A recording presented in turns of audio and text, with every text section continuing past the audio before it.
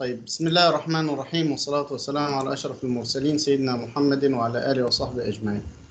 Today we continue our journey into the English language teaching methods. We have finished last time the audiolingual method and the total physical response method. Today we have three.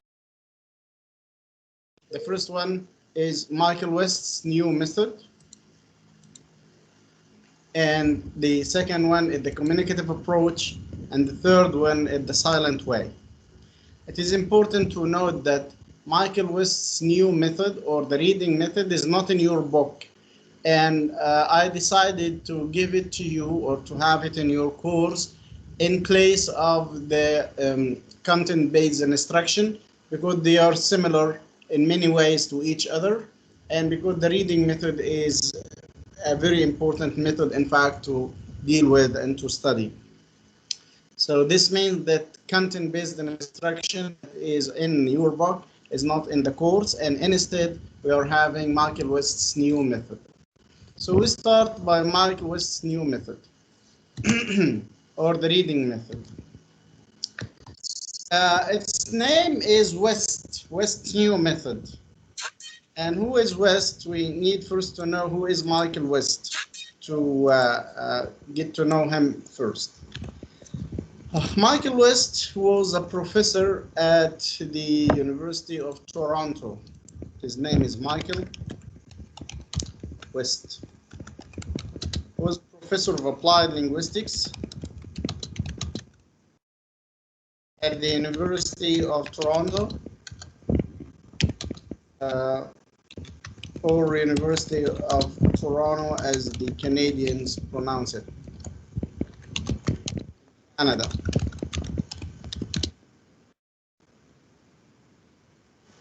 Michael West was interested in developing the reading skill, and he thought that reading is the most important skill, and he identified two types of reading: intensive reading and extensive reading. Intensive reading يعني القراءة المركزة. Intensive reading القراءة المركزة. There is a short text where the teacher explains every piece of it, and the students study each word and each structure in the text. By contrast, extensive reading is reading a very long text, and the teacher does not have to explain all of it, and the teacher does not have to explain every and each word, and the teacher does not have to explain each piece of grammar or structure, and it is left for the students to read alone at home, and the teacher is only a guide for them if they have questions.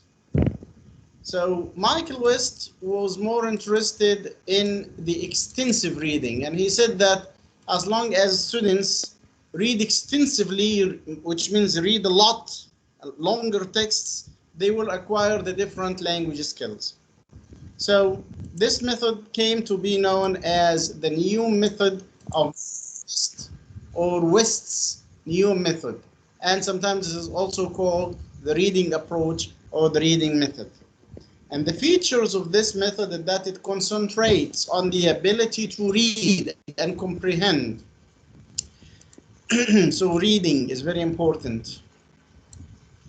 And the ability to read and to develop the reading skill for the students is something that is thought to be easier for any teacher. So teachers can teach reading easier than they can teach listening or speaking, for example, or even writing. To teach writing is quite complicated. Speaking is also not easy, and listening needs more careful students and teachers. But reading is something easy and important, and it will help the teachers and the students in their other areas of study and academic study. Silent reading. كمان مايكل ويست ميز ما بين الريدنج، زي ما شفنا intensive reading و extensive reading، أضاف عليهم كمان loud reading and silent reading. قال إن loud reading is not reading. Loud reading is not meant for comprehension. It is meant for pronunciation. يعني اللي بيعمل loud reading مش قصده إنه يفهم ولا يفهم، ولكن قصده إنه يقرأ ويتلو ويبين ويخرج المخارج الحروف والألفاظ. So true reading is silent reading.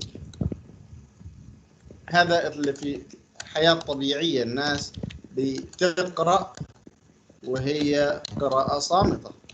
ما حدش بيمسك كتاب ويقعد يقول بصوت عالي وسط الناس، ما حدش بيمسك الموبايل بتاعه ويقعد يقرأ منه وسط الناس. كل الناس بتقرأ silently.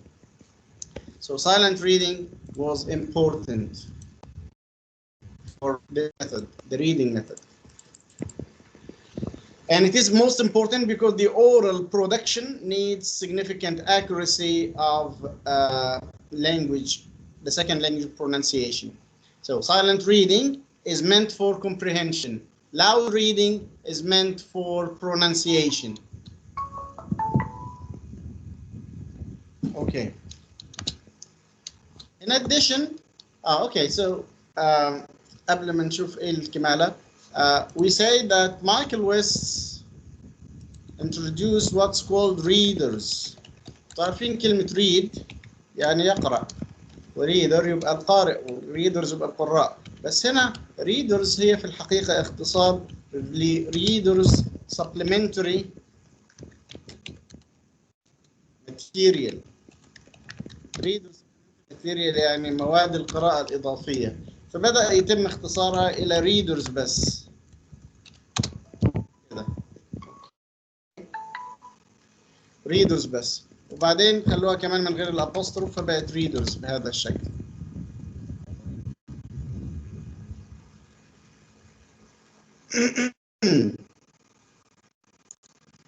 فإيه الريدر؟ يعني الكتب نفسها اسمها readers. الكتب اللي بتنمي مهارة القراءة. عشان خاطر كده هنشوف نماذج منها هنا. Excuse me.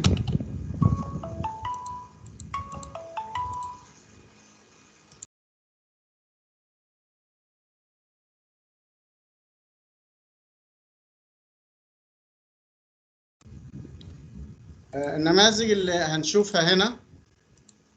This is for example one example, stories of the Greek heroes. يهمنا ايه المكتوب في الأصفر من تحت هنا. New method. The new method supplementary reader. ادي الكلمة اللي احنا ندور عليها، كلمة reader. The new method يعني new method اللي هي بتاعت مايكل ويست اسمها new method West أو the new method of the reading method. The new method supplementary reader. So this was, for example, one of the masterpieces of the Greek literature, now simplified and abridged and summarized for students in schools to read and to comprehend within the reading method that was developed by Michael West. This is another example, David Copperfield by Charles Dickens. This is Gulliver's Travels by Jonathan Swift, which I think that you have studied it in the novel course in the university. Machine by Wells. And for example, this is The Woman Who Disappeared. This was the novel that the first year students in the secondary stage studied like 30 years ago. It was in the 80s or in the 70s in Egypt. Operation Mastermind. This is the novel that I studied in 1989 in the first year. Pride and Prejudice, I studied this in the third year secondary, that was in 1990. And The Mask of Gold, maybe some of you have studied this novel, and for sure I think that most of you have studied this one the prisoner of Zinda. So as you can see, the reading method is still used in Egypt as in the form of supplementary material for the students to read extensive reading القراءة الموزعة, which is not intensive, which is reading of longer texts, which is reading done by the students outside of the classroom, and where the teacher is only a guide to the student. Okay. So these are examples of the readers that we have been speaking on. And this is an example of the inside of a reader. So it's a longer text, mostly in the format of a story or a novel. That's why students will keep the motivation to read and the curiosity to know about the events. Okay. The vocabulary in this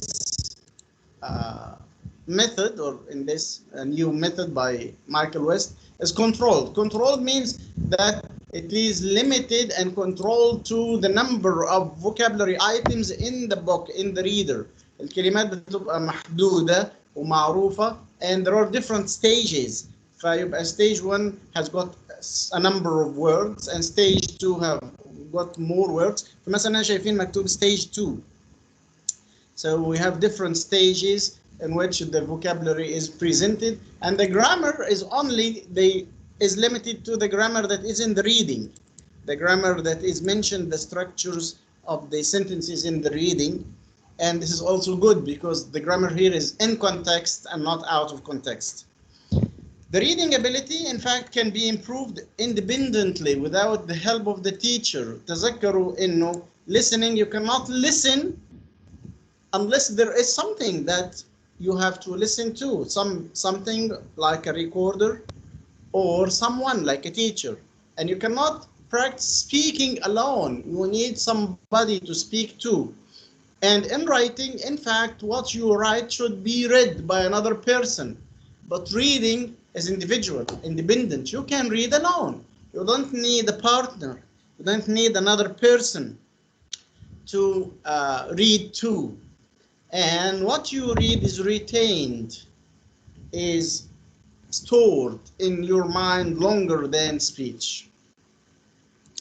So the advantages of this method or this approach is that reading in this method regained its significance and it became an enjoyable activity. Vocabulary and content were graded more scientifically than speaking. وعشان خاطر كده قلنا إنه we are having the reading method in place of content-based instruction, لأن إحنا بنعتمد على الكونتنت، المضمون اللي موجود واللي بيقرأه الطلاب، the content. Reading textbooks with selected and controlled vocabulary became highly valuable. عشان كده بنشوف الريدرز دي أو الستوريز ولا novels are widespread and you can have them for free, downloadable from the internet. And I'm sure you studied some of them in the secondary stage, and you may have referred to some of them even in college when you studied the longer original texts of the novels. The disadvantages. Any method has got some advantages and disadvantages. The disadvantages in the reading method is in fact evident in that it concentrates on reading only at the expense of all the other skills. So it cannot be a holistic method that is suitable for an integrated language program because it focuses on reading only more than others. And that's why this theory defies itself, because you cannot have a balanced program with reading alone. You need more than reading. In addition, the role of grammar is not clear because we said that grammar is in context, but then what will happen with the grammar learned? What will the students do with that? Are there like writing activities or discrete point tests on the grammar? So these are the disadvantages of the reading method. وزي ما انتم شايفين طريقة خفيفة وسريعة وبسيطة, and it is important, in fact, and enjoyable. And I'm sure if some of you have read any of these short stories or summarized novels, you might have gained that kind of enjoyment and pleasure in reading these works of art. This gets us to move to the new brave world of the communicative approach. And the communicative method or the communicative approach is very important because it is the method that is still used till today in Egypt. And you can see that any method, in fact, has got advantages and disadvantages, and the best method is not any one of them. The best method is a collection and an election of all of these to suit the needs of your own students. But the wise choice of the methods and the activities and the strategies within the methods should have or should serve the objectives of the classroom.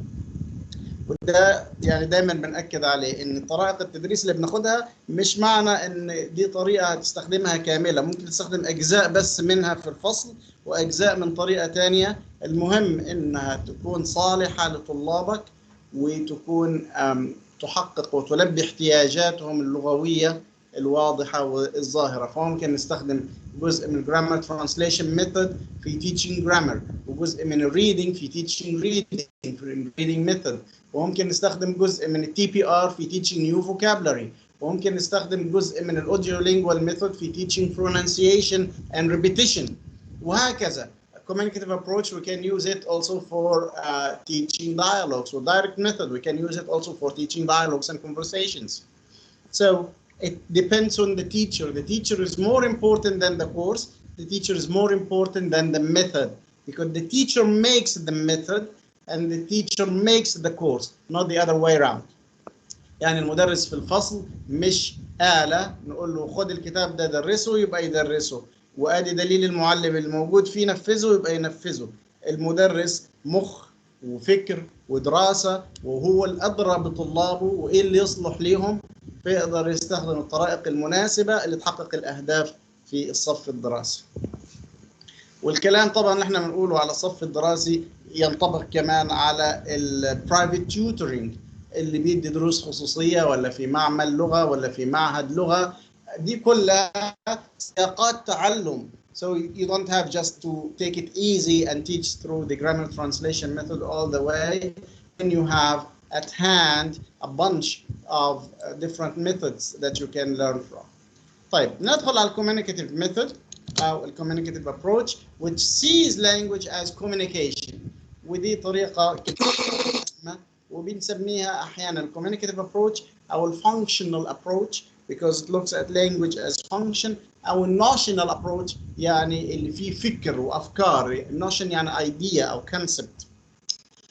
So in this method, the key feature is the concept of the communicative competence.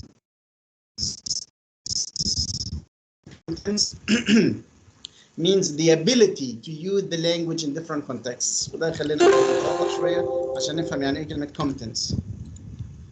احنا اتكلمنا قبل كده عن تشومسكي.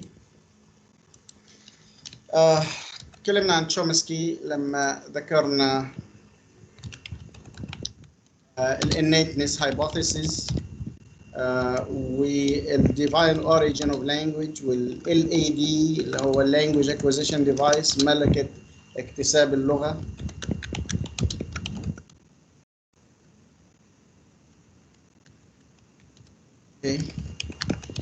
فتشومسكي كان بيقول إن there is a competence يعني في مقدرة كامنة عند كل البشر and there is performance. performance يعني الأداء الظاهر. فالشخص ممكن يكون أمامي ساكت ومش متكلم ولا كلمة، لكن ده مش معناه إنه مش فاهم حاجة.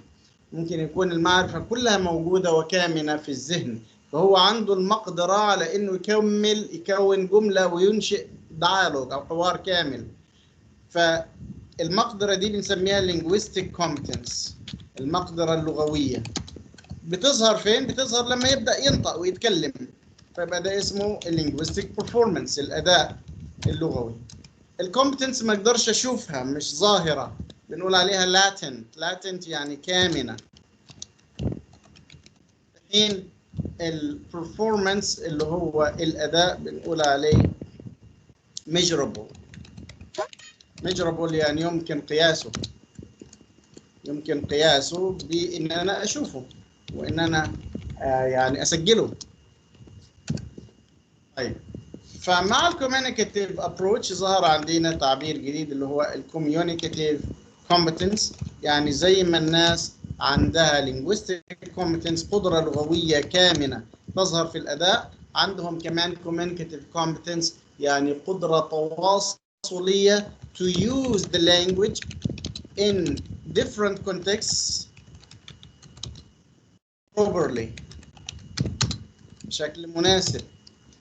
إذا كنت هتتكلم مع أستاذك أو مع حد غريب أرقى وأعلى منك في المكانة، هتتكلم بأسلوب مختلف عما إنك تتكلم مع صديقك أو مع صاحبك. إذا كنت هتكتب بوست على الفيسبوك غير إنك تكتب إيميل رسمي لعميد الكلية. لما تيجي تكتب تويت على تويتر فور اكزامبل، الأسلوب هيختلف عن إنك تكتب تلغراف. دي كلها different contexts. different contexts دي should have the language that is appropriate or suitable or proper for them. فمش الفكرة انك تكون تعرف الجرامر والفوكابلري وتكون الجمل بس، ده لازم كمان to use them correctly in the different contexts. في مثلا كلمة women، وفي كلمة lady، وفي كلمة miss، وفي كلمة girl. كل الكلمات دي بتتفق في انه a female human being، مش كده؟ لكن اذا استخدمت واحدة في سياق ممكن تكون مؤدب، ممكن تكون وقح، ممكن تكون صديق، ممكن تكون غريب. فاستخدام الكلمات مختلفة. فلو انت هتقابل واحدة في الشارع تسألها عن الطريق وتقول لها woman tell me about the post office، من حقها انها تخبطك بأي قالب تلاقيه جنبها ما دام استخدمت لها التعبير ده، لانه ده انت استخدمت جرامر صحيح ولكن ما استخدمتش كوميونيكاتيف كومبتنس صحيح.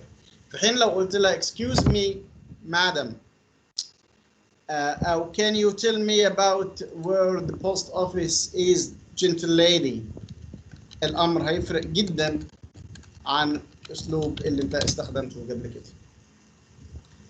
طيب، فبنرجع تاني بنقول communicative competence is very important in the communicative approach. And the communicative competence means the ability to use the language in different contexts appropriately or properly or correctly or in a suitable way. And this means that the social skills are also important, and the language functions are more important than the language structures. The social skills are important and the language functions are important.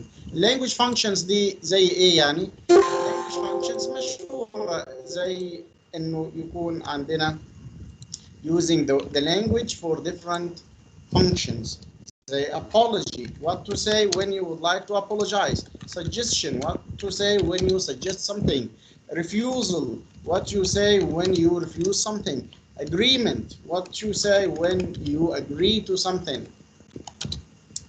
وهكذا. دي كلها اسمها language functions. وفي كتاب اسمه A Communicative Grammar of English.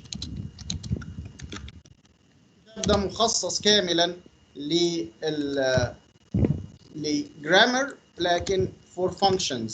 فهتلاقي ان الكتاب ده مثلا ما فيهوش فصل اسمه the present continuous tense ولا the present simple tense، لكن هتلاقي فصل مثلا اسمه suggestion، هتلاقي فصل اسمه asking for help او requesting مثلا service. دي عناوين الفصول لان هي دي language functions، استخدامات اللغة التواصلية.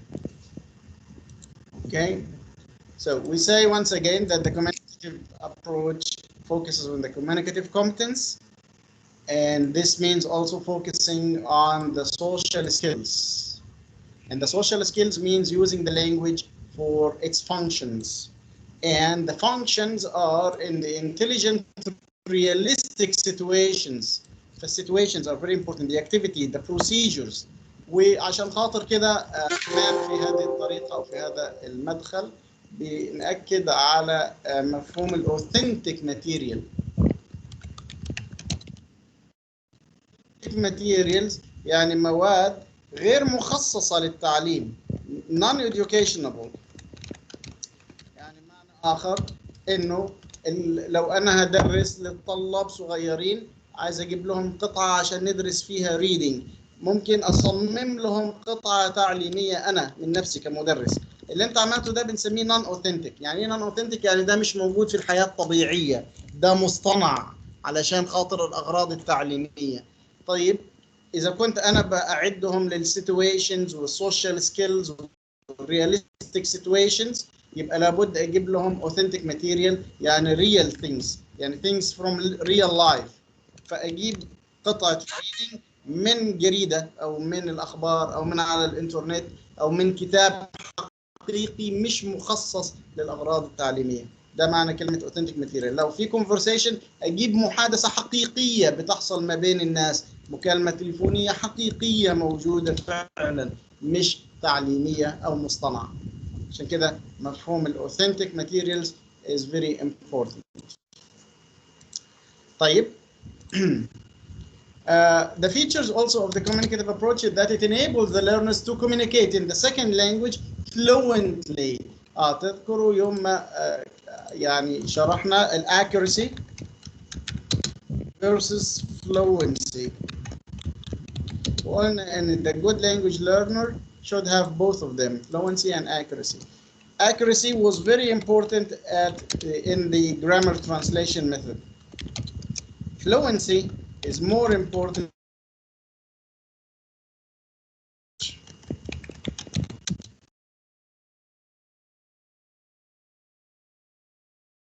language teaching, CLT.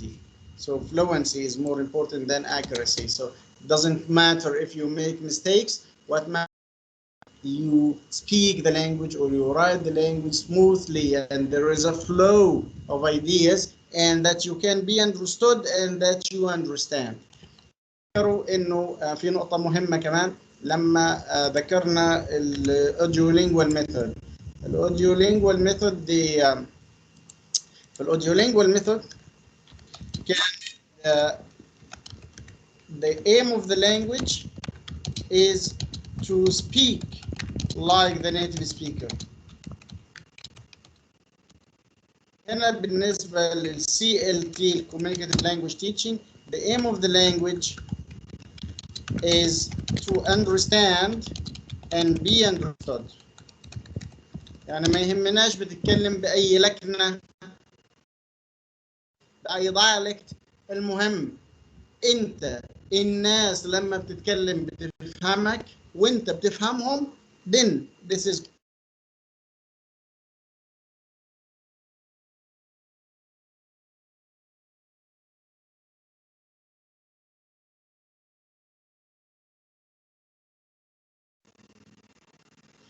So once again we say, as long as you can understand the others and the others can understand you and you make yourself understood, then this is communication and this is the aim of language teaching.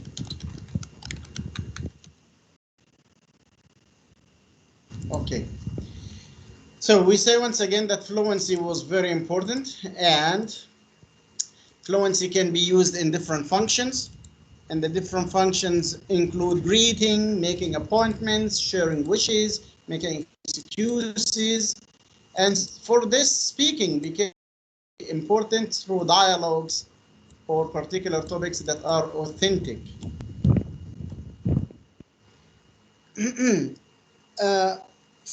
For them, communication and comprehensible communication is very important, which means that you understand and you be understood through pronunciation, expressions, meanings, different elements. And there is also drill, say duolingual method, but not all the time. Not all the time do we have drilling, not like the audiolingual method. But we make use of drilling. It can also use any device to help the learners. So it can use real objects to help understanding. Interaction with people is also crucial. فالcommunicative method بيحاول انه يكون كل شيء حقيقي وطبيعي through dialogue with native speakers in group work, in pair work. Sometimes they do it in an unimaginary way. The student's language is not predictable, وده كلام مهم، بمعنى انه في الاوديولينجوال method the language of the students is predictable. تذكروا في الاوديولينجوال method كان بيقول repeat after me، فما دام repeat after me ده اسمه drill، فانا عارف ايه اللي هيقوله الطالب. I can predict what the student will say. ولما خليناه يعمل substitution السبستيتيوشن في حد ذاته ما كانش برضه يعني highly sophisticated، لكن كان predictable. نقدر نعرف برضه ايه اللي هيقوله الطالب. لما اقول له replace I ب he يبقى انا عارف ان هو هيخلي verb في s او es. replace him ب her يبقى بالشكل ده انا عارف انه هيستخدم she بعد شويه مكان he. لكن في communicative language teaching the students language or the students production infer or we cannot predict what they will speak about or what they will talk about. The teacher's role is as a motivator. He motivates students to learn. And there is also intrinsic motivation. Intrinsic motivation يعني internal motivation. Internal motivation عكس external motivation. External motivation يعني المدرس يعطي الطالب مكافأة مادية، يديله حتة حلاوة، كتاب، هدية، كراسة، قلم، ألوان، دي كلها اسمها محفزات خارجية. لكن في المحفزات الداخلية الانترنال أو الانترنسك موتيفيشن، أن الطالب يحس بالرضا عن نفسه، يحس بالفخر لأنه قدر يكون الجملة وقدر يفهم اللي قدامه ويخلي اللي قدامه يفهم منه. This will rise from inside the student himself or herself. That's why realistic learning tasks. First, we have the realistic learning tasks. In addition to the variety of social cultural situations that are based on the societies and the different cultures. And the vocabulary and grammar are also important in relation to the context itself. And the priority of the vocabulary and the grammar is relevant to actual communication. So what makes sense for the comprehensible communication is important. And it emphasizes the receptive area of the learner. يعني قبل ما ان الطالب يعمل pronunciation ويبتكر جمل من عنده, he needs, and this method cares for this, he needs to listen and to receive to a big amount of data in listening activities and in reading activities. So receptive skills has become important in this method. تذكروا برضو ان احنا قلنا ان الفور language skills منها receptive skills and the productive skills. وان receptive skills are listening and reading, and the productive skills are writing and speaking. ودول قلنا عليهم انهم ايه the four language skills. اضافه لكده معلومه مهمه ان في كمان the four language elements. بس الناس تفهم برضه ان في language elements وفي language skills. language elements يعني مكونات اللغه نفسها vocabulary, grammar, pronunciation, culture. الأربعة دول بنقول عليهم language elements، والأربعة دول بنقول عليها language skills.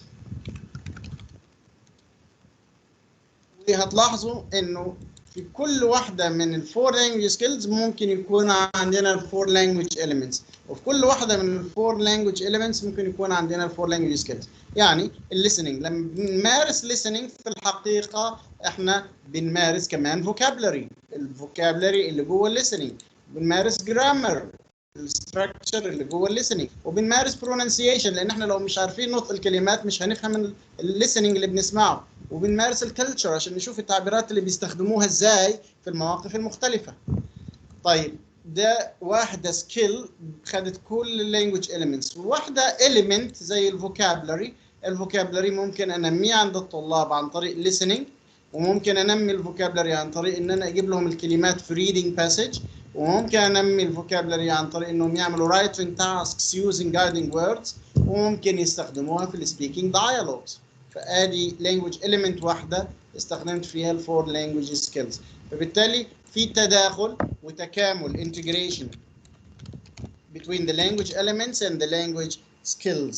واي successful language course لازم يكون فيه الانتجريشن between all of them. ما يكونش الكورس بس reading ولا بس listening ولا بس speaking ولا بس writing، الا اذا كان مخصص لهذا الجانب يعني. وما يكونش برضه الكورس grammar بس ولا vocabulary بس ولا pronunciation ولا culture بس. يضاف لكده الفيفث language skill. الفيفث لانجوج سكيل اللي هو كثير من الناس يعني بيتغاضى عنها، اللي هي translation. Translation is the fifth language skill. وطبعا معظم الناس بتتغاضى عنها لانه it is the only skill that is interlingual. Interlingual يعني لغة عابرة، مهارة عابرة للغات، يعني مهارة تجبرك ان يكون موجود عندك هذه المهارة في لغتين على الأقل. 2 or more languages. لكن اللي فاتوا مش كده، يعني تقدر تعمل reading في الإنجليزي بس وخلاص، مش لازم تكون مركز في العربي. Speaking نفس الشيء، لكن في translation you are dealing with at least 2 languages, so you need 2 languages to be skillful in when you practice translation. That's why it is interlingual, and that's why it is the fifth language skill. طيب نكمل في communicative approach. In the communicative approach, speaking is important as we said, but it must have a true purpose. العملية بس ولا عملية يعني repeating the same dialogue over and over. It should be purposeful. That's why it should also be functional, relevant to the real situation. اتكلمنا عن intrinsic motivation وuse of sound, linguistic, socio and physio and socio-linguistic abilities. يعني الأمر هنا الآن عند في الجوانب الاجتماعية لاستخدام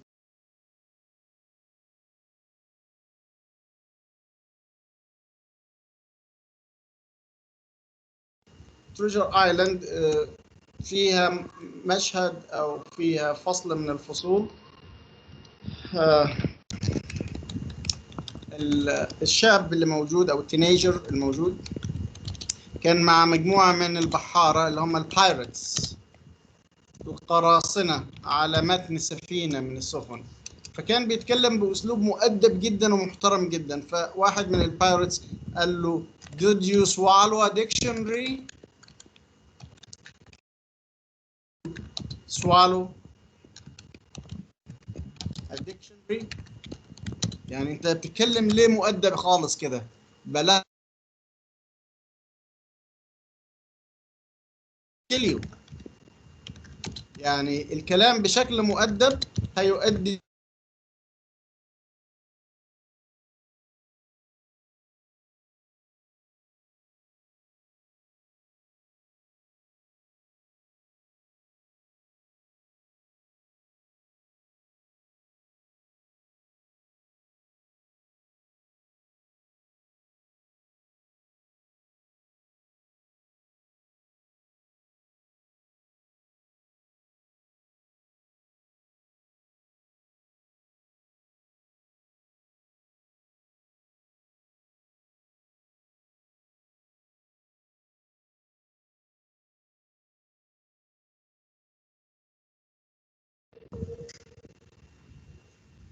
ايوه ان شاء الله يكون الصوت الان واصل بشكل افضل.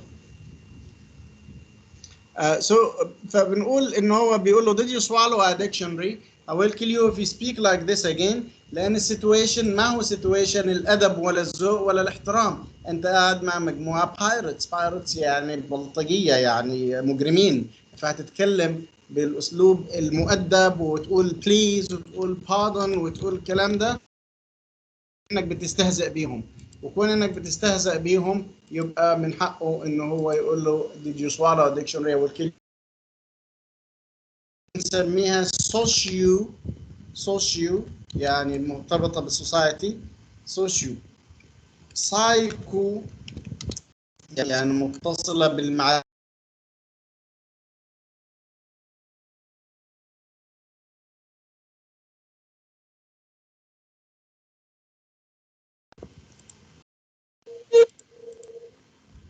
يعني سوشيو لينغويستيك وسايكو لينغويستيك اللي اتكلمنا عنه.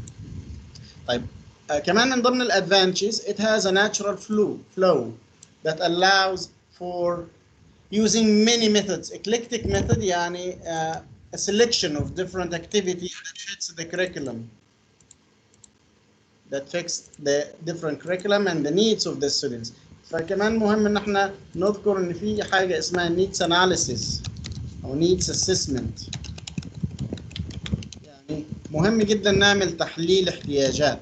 لما حضرتك هتشتغل في مركز لغة أو معهد لغة بعد ما تخلص الدراسة أو ربما تكون شغال بالفعل من دلوقتي، ما ينفعش إن كل الطلاب اللي داخلين تديهم نفس الكورس اللي موجود في المركز وخلاص، ولكن مهم إن احنا نشوف احتياجات المجموعات المختلفة so that we cater for their needs.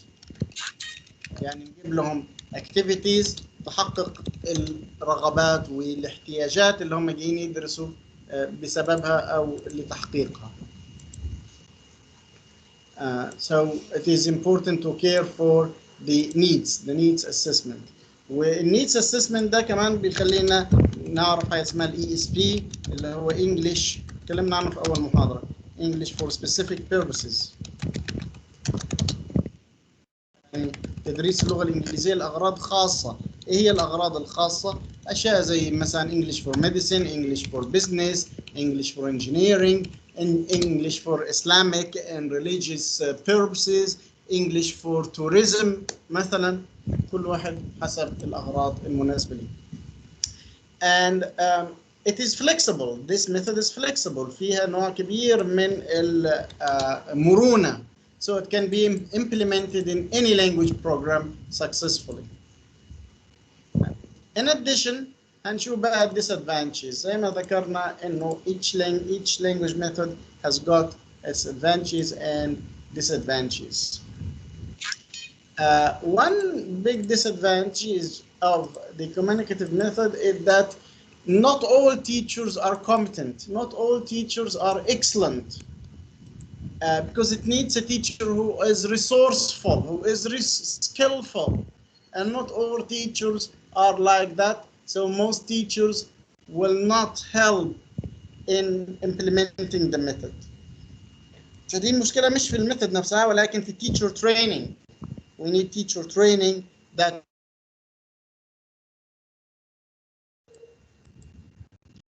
وعشان خاطر كده من ضمن الريسورسز انا عارف ان انا يعني عامل لكم مجلد على سكولوجي اسمه ريدنجز قراءات. اظن ربما البعض منكم فتحوا كده بالغلط ولا حاجه، لكن هو الموجود فيه مش هيجي لكم منه في الامتحان، ولكن دي اشياء للحياه تفيدكم. فمن ضمن كتاب انا حطيته لكم اسمه The Teacher Knowledge, The Essential Teacher Knowledge or The Crucial Teacher Knowledge. وده كورس كبير مهم يعني بياخدوا المعلمين في أماكن كثيرة من العالم عشان ياخدوا الاعتماد كمعلمين دوليين. ففي مثلا شهادة اسمها سلتا اللي هي Certificate in English Language Teaching.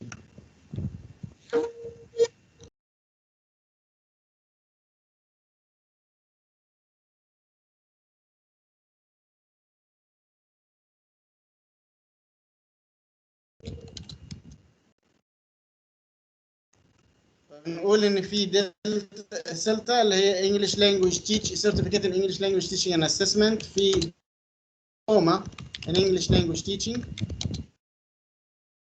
مشهورة in English Language Teaching and Assessment زي برضو اللي فوق. لكن كمان في اختبار مشهور عالميا TKT اللي هو اختبار Teacher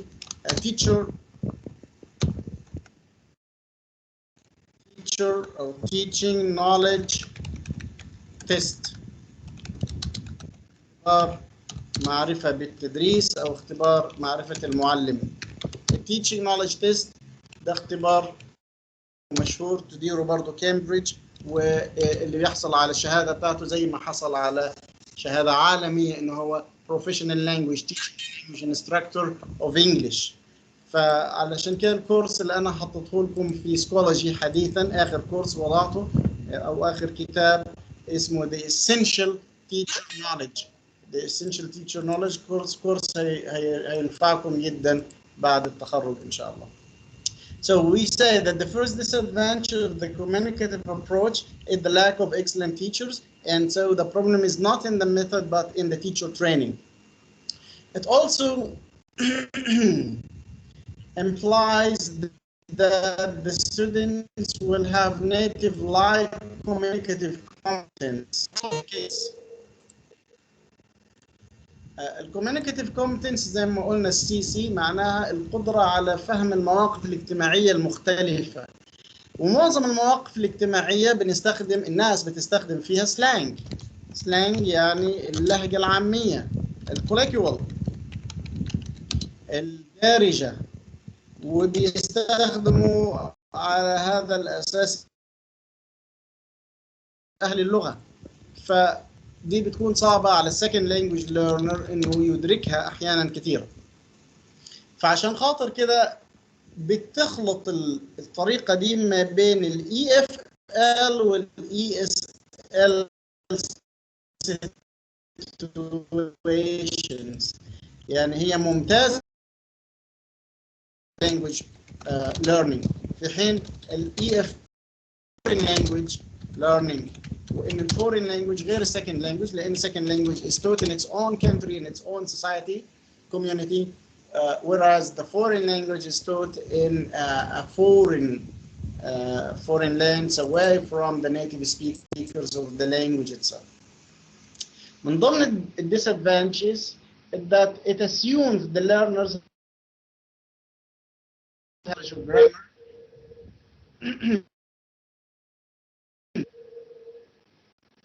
It assumes that the learners have the semantic and the syntactic knowledge that are important to interpret the different functions and the different communications. وطبعا ده برضو معناته انه the foreign language situation is not always easy to make students ready for different situations. طيب، رغم ان الكوميونيكاتيف كومبتنس مهمه جدا في الطريقه دي، الا ان التيستس والميجرمنت ما زال does not measure communicative competence، ولكن it measures linguistic competence زي باقي الطرق. وبالشكل ده تبقى هي دي الكوميونيكاتيف ميثود معانا زي ما شفنا فيها مزايا كتير متميزه، ويضاف لكده انه عندنا sample listen شفناه في المدرس المصري مستر أشرف، وشفت أنا تعليقاتكم عليه. مستر أشرف is a talented teacher who is using the CLT, Communicative Language Teaching, in classroom management through different activities. And I hope that you liked the film, the movie, and that you benefited from the activities and the reflections and the comments of the professor on Mr. Ashraf's classroom. This gets us for today, which is the silent way. Silent way is not in the book, but we have added it in the course here because it is easy, and at the same time it is one of the alternatives of the communicative approach. Communicative approach تاريخيا ظهر في السبعينات.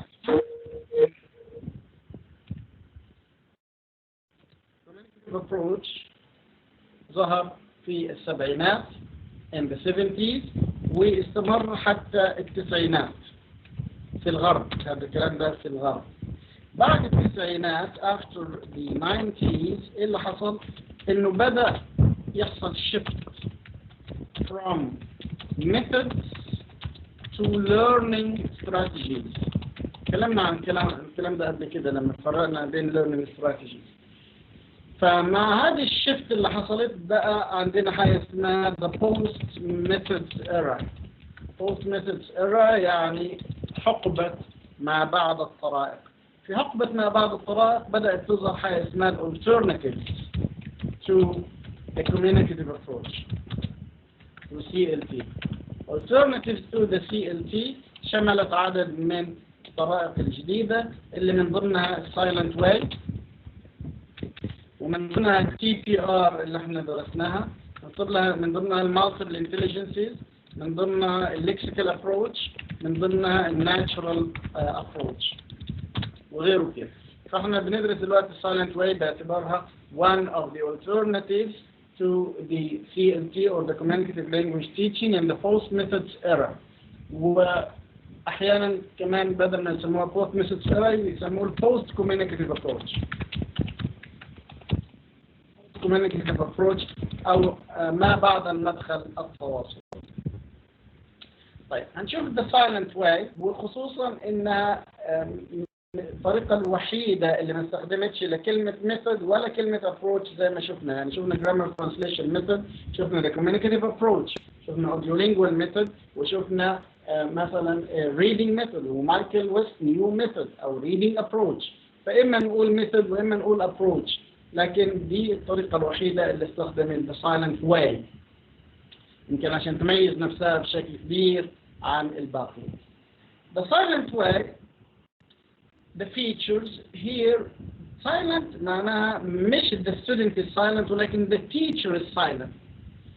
The teacher is silent and he or she is teaching English or teaching the language silently without producing language a lot of language or a big amount of language. في أي درس أو في أي صف دراسي بيكون عندنا دايما يعني شكل الفصل بهذا الشكل. يعني إذا كان هذا الصف the students are sitting here كده. So the students are sitting here and the teacher is sitting here, standing here. Okay. وبيقولوا إنه the teacher speaks most of the time, speaking, and the students are listening most of the time. They are listening. And the silent way, it is the other way around. The students speak most of the time, and the teacher listens and only directs the students. طيب ايه اللي بيحصل بالضبط في ال silent way؟ Learning is facilitated through the teacher, but the student is the one who discovers. The learner discovers. He creates. He does not remember. He does not memorize. He mediates. He solves the problem. Silence is a very powerful tool in teaching. فكرة الصمت دي عملية مهمة جدا في التركيز. لما تكون في فصل والطلاب عاملين شغب كتير جدا، لو صرخت وعليت صوتك ممكن ما يهدوش، لكن لو صمت تماما يهدأ الفصل كاملا لغاية لما الكل يسكت. For concentration, for the mental organization, for triggering awareness. That's why we have here self-correction. الطالب هو اللي يصلح لنفسه. self-awareness هو اللي يكون مدرك وواعي بتعلمه بنفسه أكثر من إن المعلم مسيطر عليه. silent way عكس TPR تماما. TPR the teacher directs the students and controls the response of the students. The silent way the student discovers by himself what's needed. وعشان خاطر هي silent way التيتشر صراحة لازم يكون متميز للغاية، لأنه من السهل إنك تدرس وإنك تتكلم، لكن إنك تدرس من غير ما تتكلم عملية صعبة للغاية. That's why a teacher needs additional media and aids to help him. So they make use of color rods. Color rods اللي هي القضبان الملونة زي اللي في الصورة دي، قضبان ملونة يعمل بها تشكيلات yellow, red, blue and green, and the students visualize and imagine what's meant, and they try to practice the language based on the color rods. Federal charts اللي هي اللوحات التعليمية for pronunciation، زي مثلا اللوحة دي يكون فيها الفاولز بلون والكونسونانت بلون معين for introducing vocabulary. And it also aims at near native fluency through reinforcing. وأنا مدرس ما بينطقش ولكن he's trying to gestures. ربما الكلمة دي برضه مهم إن احنا نتوقف عندها شوية، اللي هي gestures اللي هي الإيماءات والإيحاء، الإشارات، miming عملية التحرك بدون صوت، actions، يعني دي كلها بتحل محل الكلام أو الأصوات أو speech in the classroom. طيب the learner's attention to the teacher is very crucial، لأن المدرس ما بيتكلمش كتير لكن he makes gestures, he makes directions, he makes facial expressions, so he should be paying attention to the teacher and the teacher should be paying attention to the learner. The syllabus in the silent way is also having some practical grammar knowledge, and it doesn't have normal assessment, but it has an accumulative assessment. يعني التقويم عندهم تقويم تراكمي، مش اختبارات ولا كويزز، ولكن الأداءات المكررة مع التقييمات الخاصة بها. Advantages in the silent way is that the learners develop independence. The learner has become an independent learner. Autonomy, عنده استقلالية, responsibility, creativity. So the learner has got an inner criteria for himself to correct himself, to correct the others through peer correction. Peer يعني الأقران، الزملاء.